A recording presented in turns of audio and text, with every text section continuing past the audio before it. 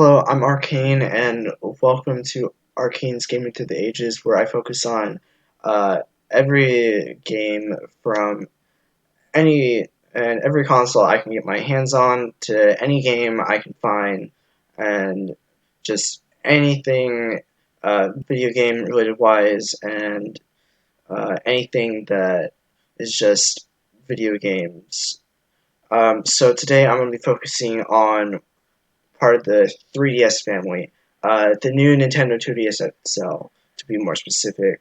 Um, so when you get it, whether used or new, it should always uh, come with, first of all, the system, the little stylus just kind of tucked in there. It's a tiny one, yes, but styluses are virtually the same as the Nintendo DS ones, uh, which I touched up on the subject about in one of my previous episodes. So when you get it, it should also come with a charger. Um, it the charger is cannot be used for the same as the same part for a Nintendo DS or not a Nintendo DS Lite to be specific. I have no idea about Nintendo DSs, just the normal ones, like the DSi, but I do know that um, they are not compatible. These chargers are not compatible with Nintendo DS Lites and vice versa. So yeah, just to make sure that you have the charger just kind of plugged in case you might need it. Um, it's in the top little corner, uh, and so I just kind of want to take it. As you can see, I have decal stickers, which can be as easy as um, just a few dollars on Amazon or eBay. Just make sure to get uh, DS specific ones, whereas if you buy a 3DS one, it's not going to be for the right size as this new Nintendo 2DS XL. Um, but yeah, so anyway, you just kind of want to turn it on by pushing this little blue power button right here, which comes in different colors. So depending on what the outside of this color is, that's probably going to be the color. So you just want to push that button after opening it up. And you just kind of want to push it, and you should see it turn on after giving a few seconds. Um, so yeah, as you can see, I don't currently have a game in, but I do have uh, folders, which is not in there. You'll actually have to make that yourself. It'll all just be scattered throughout and have all these different apps like the Nintendo eShop and uh, things like Miiverse. And so you just kind of want to go to an empty space and create folder is what it's going to be. And then as you can see, it creates a folder, folder 6 to be more specific, since I've created a few other folders. But yeah, and if you want to get rid of that folder so that way you can organize it, just go to settings, and hit rename or delete in this case. So I'm just going to hit delete. Um, but yeah, I definitely recommend naming your folders accordingly.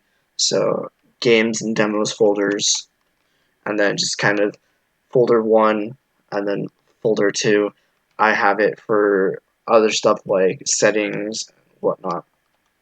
So anyway, on to kind of what comes inside the DS package. So on the outside, you'll notice that compared to one of the Nintendo DS Lite, an upgrade, pre-version of it, it the or anything else, the games actually go on the bottom, uh, which is a little bit different compared to the other ones, which go on the side. which obviously you can see as how thin this is, that this just won't fit the games. As you can see right here, Mario & Luigi Dream Team definitely cannot fit. But yeah, it definitely will fit in here, as you can see that. And before you plug in the game, make sure to turn off your system by just holding the power button. And when you hold the power button for so long, you'll travel to sleep mode. That's good for other stuff, but I'll get to that later in the video. You just want to push the power button, and if you want to get back, just push this little home button right here. So yeah, anyway, just push that, and then make sure to put the game in uh, in this little slot right here, which should be at the bottom. And then you'll notice that the new ones actually, if you get it brand new, come with an SD card. Not very much, but then again, the games itself don't take up that much space. So if you see it 4 gigabytes, then that's still fine. But yeah, just kind of make sure to put the game facing the sticker part of the game facing kind of the back, and then this part facing kind of the screen itself. Just wait till you hear the click, and then as soon as it clicks, then um, that's when you just kind of want to turn it off. And as you notice that there's this little thing, that's kind of just for cover, so that way you don't accidentally lose the game, and it doesn't accidentally fall out. But yeah, if um, new ones have it, if it doesn't have it, then you should probably, um, it doesn't really matter, but you should definitely, if it comes missing, then you should contact the store or whoever or whatever you got it from. Now you just want to turn it back on, and then the power button turns back on, blue. Um, and so now you'll see the game. But yeah, that's how you put in the game itself. But yeah, and if you put in the game, you'll notice that compared to before, there's a manual. So you just want to push the manual, and it'll tell you instruction. It'll bring up the instruction menu and important information. You don't really need it because it comes with the actual. It tends to come with it in a manual by itself. But yeah, it'll say the Mario and Luigi, kind of the title, and then it'll show a picture of the actual game itself. Important information, and then just basic information like what the game is about. So in this case, Mario and Luigi Dream Team, Mario and Luigi join forces and go on an action-packed adventure. And just stuff like that is an introduction, and you'll just want to just go to the next one and then read basic information. But it should teach you how to do it in any game, just kind of to begin game. So you just want to go back out by pushing B, and if you'll notice, it's the same controls as really any other console. So um, you'll just want to push X to exit and go back to the home menu. So then you'll notice that there is a battery life. Um, that's your battery life. So if it gets to be red, or as shown in the middle one in between where my Wi-Fi is and the power button, you'll notice that there's a charge button. So if it gets red, then the blue one is the charge button, and the middle one is pretty much telling you whether or not it's charging.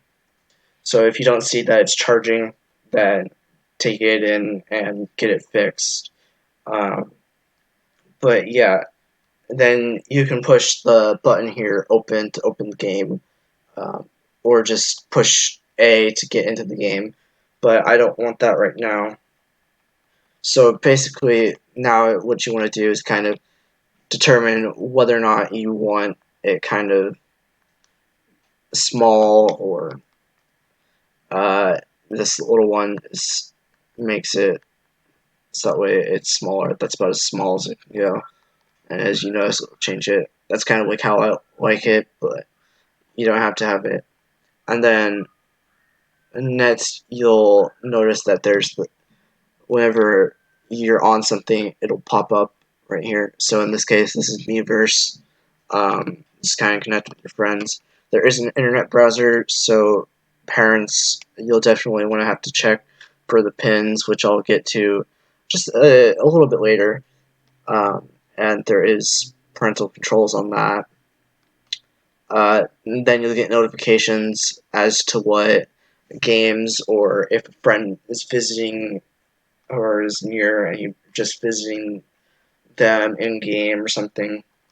Then you'll have your friend list, which you can connect with friends, as um, I'm friends with just one or two other people, not very many. And then game notes, just it's kind of like a little bit of a sticky pad, where you can kind of draw or write notes about like what game spots in game there are, whatnot. And then there's just the home menu settings. You'll go into here. You can go into the Nintendo eShop from here, um, which you'll have to have a user, and it just is going to connect. The theme shop, as you can see here, there are a lot of free ones. There are also you just have to have a Nintendo account specific for the 3DS/Wii U. But yeah, as you can see, it'll just bring you out as soon as you click on it, and then it'll change the skin. So there's definitely a lot of fun customizable things to this. But yeah, as I'll go back, then there's the save/menu loadout. It'll just, if you have a customized look already, then it just brings you back to it. And as you can see, there's some of the previous loadouts that I already have. As you can see, it's different from the one that there already is. You can just hit Y to load it, or you can just overwrite it as to a new one. But yeah, then you'll just push B, it'll bring you back to the home menu. Then you go to down a few more times, and you'll see screen brightness. Definitely, like any other thing, you'll notice that it takes up more battery life. Uh, the more the more battery you use for the screen brightness. So I definitely, for this video, I'm using a 3. 5 is very light, and 1 is very dim. It's very similar to kind of how the Nintendo DS Lite has it's actually labeled. And if you go down, then the power saver mode, I have that on to save a bunch of battery when I have it at 5, so it kind of negates itself. Here is the wireless communication. You'll just determine whether or not you can use it. I have it on for now.